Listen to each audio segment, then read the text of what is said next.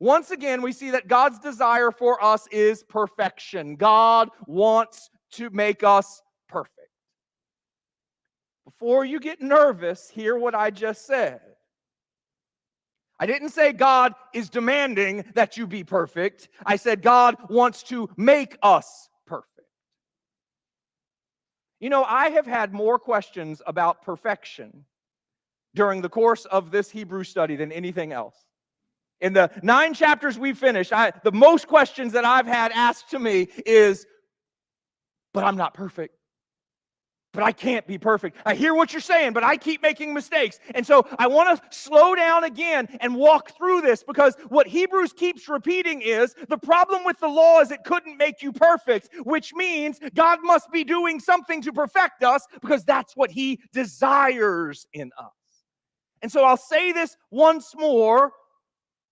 God is not demanding perfection from us. He's offering it to us. What does it mean? What does it mean biblically? So that means we kind of have to wipe the hard drive of what we've decided perfection means and let God actually teach us what He means when He says, "Be ye perfect." To be perfect biblically means to be complete, to be full, to lack nothing. Right? We think of perfection as being without flaw. We think of perfection as never doing anything wrong. But in the eyes of God, perfection is being fully dependent upon Him.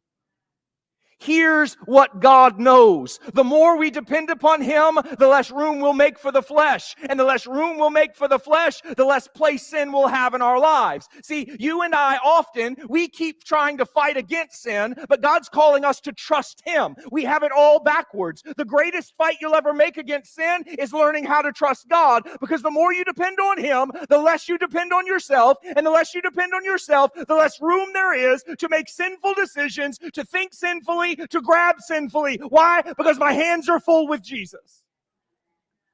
And so while I'm trying to get the sin out of my hands so I can grab Jesus, the scriptures are telling us, just take hold of Jesus. He'll take care of what's been in your hands.